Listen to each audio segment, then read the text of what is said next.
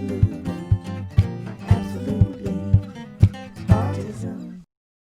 Absolutely autism. So, your child has reached the point of a meltdown. Everything that you've tried to prevent it hasn't worked, and the meltdown has occurred. It happens. What do? You do. You ride the storm.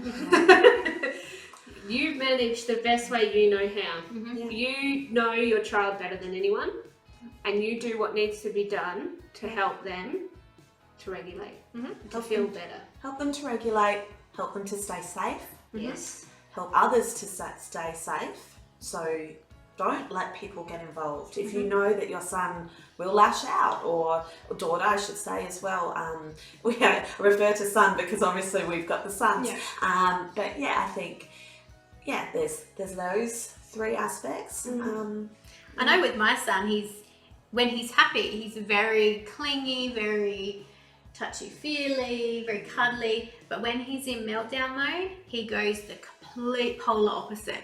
He doesn't like to be touched, doesn't like to be physically comforted at all.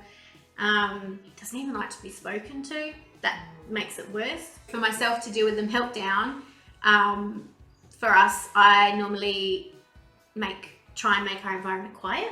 Okay. And try and make it Do you give him dark. space? Yes, I stay with him so that he knows he's not alone. Yeah. I bring myself down to his level and I sit on the floor at a safe distance, and I dim the lights, make sure there's not too much noise in the background, and I just sit. Yeah. I just sit there and wait. So what happens when you're not at home and it's not in a safe place? When we're not at home and we're not in a safe place, same thing. I obviously can't control the environment. We do have noise cancelling headphones, and if I can get them on, I will put them on because that at least blocks out the excess noise. And same thing, people might not like it, but I still get down to his level. Yeah. And I still sit on the floor Yeah, definitely. near him. Yeah. So he knows that he's safe, Yeah. that someone is there when he is ready to accept them. Yeah. And we just wait. Yeah. Just wait, and then as I can see him calming down, that's when I start to talk quietly and calmly.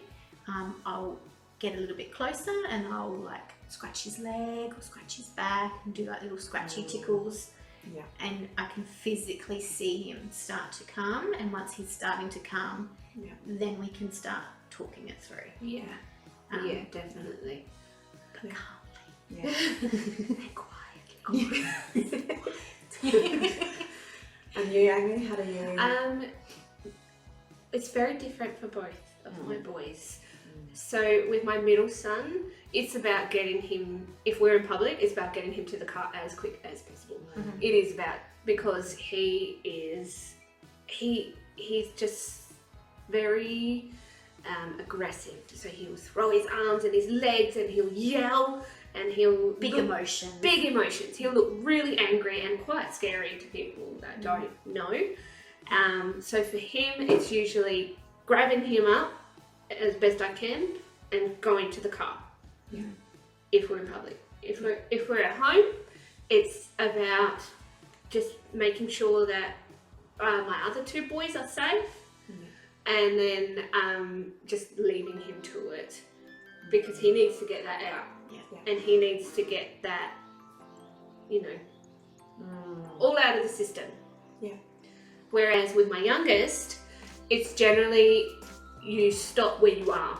And so at home, it's, we'll stop and we'll just hold close, and, He seeks that comfort. he doesn't seeks he? that comfort. He likes that deep pressure, and we'll just sort of wait until he's felt like he can calm and regulate. You can feel that, can't you? You can feel when you've sort of coming off the peak. You get that sense that, okay, we're getting to the end of it now. The worst is over. Another great thing for him when we had it was a swing.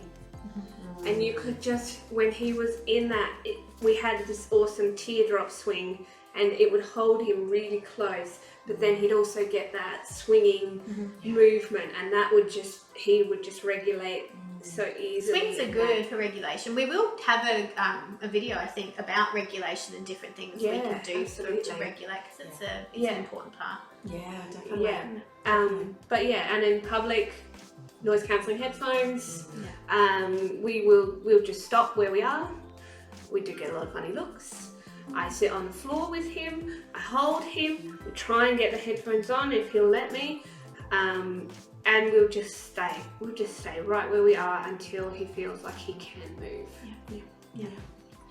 I definitely probably relate better with Amy, in that my son, with your younger son, is the comfort and something repetitive, something. So we do a lot of rocking. We do a lot of I'll hold him tight because he doesn't mind that. He wants that, and he needs. I know when he comes down, because he will stop repeating what's got him to that point.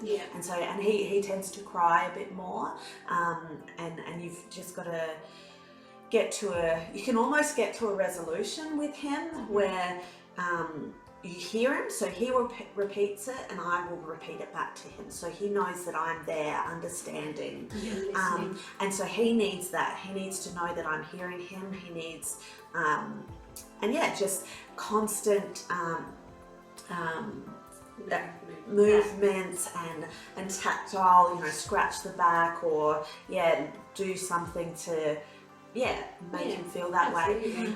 We had one bad experience, and that was where it escalated so bad, because there are some times when he needs to go do it by himself, regulate by himself, and sometimes it's not as common, but when he does, we had an experience where somebody got involved when they saw him by himself and went over to him, to the point he got that much worse, came over to me and punched me in the face.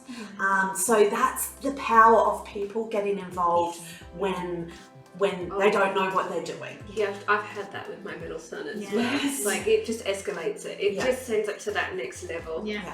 And even well-meaning people too. I know sometimes grandparents and things like that, love them to pieces, but they will try to offer them things. Here, have this. Or You here, can't have bribe this. them out of a meltdown. It's like, You can't melt. I wish we could. Oh, that would be awesome. I know. Like, seriously, if I could be like, here, have a chop We would chop. walk around with the bag for a lollipop. Oh, we're going to have a meltdown? Here, have a lolly, quick. I know. Have the whole bag. I think you raised a good point too with the repeating. I think keeping our language very simple. When you get to the point where you can talk to them, keep that language really simple. Very direct and literal. Yeah. Because that speaks straight to them. Yes.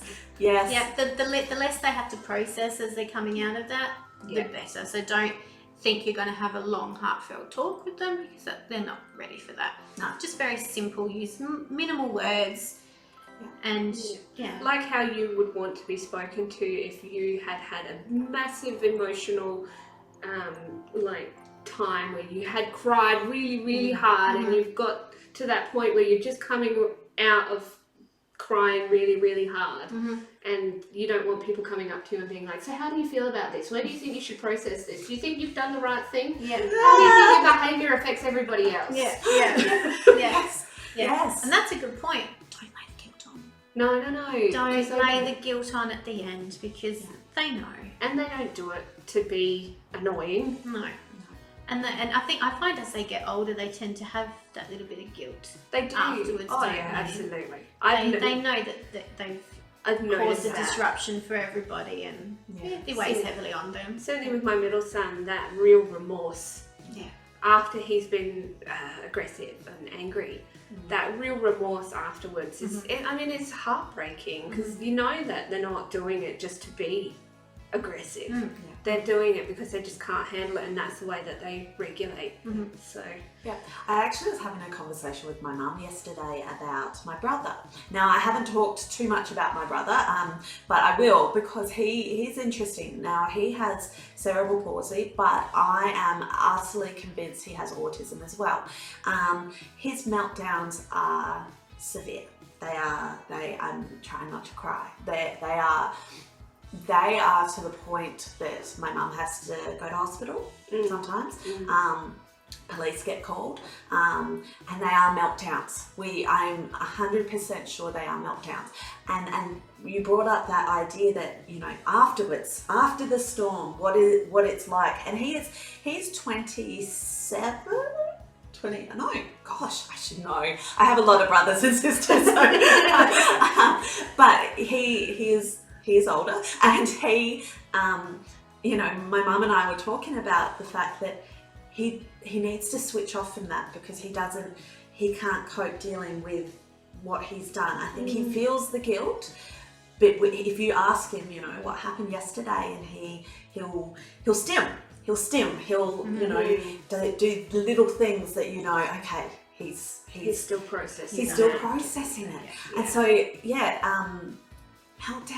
meltdowns are quite traumatic for them as well. And there is a lot for them, you know, to process. And to go through after the fact. Yeah, yeah. But yeah, definitely not ignores, but can't acknowledge what's happened. Yeah. You know, and there's been times where he's hurt himself. Yeah. Really badly too. Oh, yeah. Look, he's older now and he's better, and you know, there's a lot of help and support there for my mum and for him. So that is wonderful, which is also key. Have people that understand, teach them, you know, show them these videos. You know, I know that a lot of mums that are watching this do have children on the spectrum, but these videos could be so helpful for those that don't. Absolutely. You know, we want to help you guys have the support, but we want to help others understand. It's all about autism awareness. Definitely. Yeah. And speaking of remorse, yes, the children do experience that afterwards and stuff like that. But it's okay for you then. Yeah. How you feel after going through that as well. Yeah. I know, we all exhaled then. We're like, okay. You feel like you've just been through a battle. You do. Yeah. There's a massive fatigue that happens after you've managed the meltdown. After you have physically had to put yourself in that position to help them to regulate, you then need to be able to step back and regulate yourself. And manage those feelings, because if you don't have that opportunity, then there's issues with burnout, there's issues with massive fatigue, and you can have mental health issues and all of that sort of stuff that can result from not having that time and that space to manage how you feel. So the question is, what do you girls do? I like to be left alone for a little bit. I like to be on my own. I don't want to talk about it. Yeah. I want some quiet, and just, it doesn't take me long, but I just find that if you try and talk to me about it, those emotions all come back up again. I just want to be by myself for a little bit. Yeah, definitely. I cry. Yeah. I need space as well. Like, I need to be able to just be by myself for a little bit. Sometimes I drink. Well, yes, I was going to say that. We don't recommend that. It's not the greatest way to deal with things. But when you have two children on the spectrum, even if you have one, it's just a way to wind down. It's a way to manage it. It's a way to help you regroup and recalculate and just reassure yourself that Chocolate's my advice. Yeah. You know, just have an outlet. Yeah. Something Any that you kind of enjoy. outlet, Something something that you that's like just for to you. walk or work out or Walking something is like awesome. that. Yeah. Just a quiet place if you have to go sit in your bedroom for a little bit. Yeah, Some definitely. music on, just Yeah. whatever you enjoy, whatever helps you to relax. Yeah. I think that's the best thing. Oh, absolutely. If you can just make that space and that time afterwards, like, we totally understand that if you can't. And there are times, like, if you've had a public meltdown, you can't exactly go and just walk away from the child and be like, I need a drink. And we are all busy mums. We all have things that we do. We've got therapies, we've got school pickup, we've got work, we've got school, we've got so much on our plate. one thing I find, and I don't know if you find, that it's hard to walk away from things that you're doing. It's probably best to walk away and be okay that, you know, okay, if there's a meltdown and you've got an assignment due the next day, deal with the meltdown, deal with yourself, and then you will be in a better headspace to get that assignment done. Which is an ideal way of looking at it, but not necessarily what everyone can do. No, and look, there are time commitments, there are things, but take that time for yourself. Yeah. Try your best to do it straight after, I would say, if you can. If you can. Yeah. And looking after yourself is definitely a huge thing. You can't pour from an empty cup. No. Yeah. You cannot look after children if you're not looking after yourself. Yeah. And it's okay to feel bad, to feel wrung out, stressed, all those things that you're feeling when you've been through a meltdown with your child. Also maybe a little bit of resentment towards your child, you know, if they've been physical with you or something like that. It's okay to have those feelings. Yeah. You know, you need to process those feelings. You need to process them and don't beat yourself up for having thoughts and feelings about those sorts of things. I mean, we're all human. That's right. But be careful, I guess, when you do have those thoughts and feelings. Don't let them spiral. Don't let them get to the point where you are not wanting your child. Yeah. You know, And so taking the touch time on that. to process it. Yeah, and we're going to touch on that on our video. We're going to do a video on mental health, where we will talk candidly about our own experiences with that sort of thing. Yeah, I hear so commonly mums with children on the spectrum who also struggle with their own mental health issues, and we want to put it out there that we are amongst you. We know. Oh yeah, I struggle all the time with my mental health. That's for sure. Yeah. And I think it's key to know that you're not alone. Yeah. Not alone. But we're here for you. Yeah. And so that's another video coming. We've got so many videos coming to help you and spread the word. So yeah. And just to say again, like we did in part 1, we have our cards. Our cards that have our logo and just a little something that says, my child has autism spectrum disorder. We're doing the best we can. If you would like these, we would like to post them out to you for free.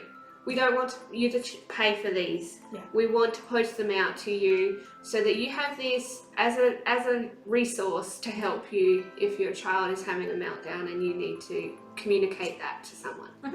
So I think that's Meltdowns. yes. We have done it in a 2-part because it is a huge part of the autism world.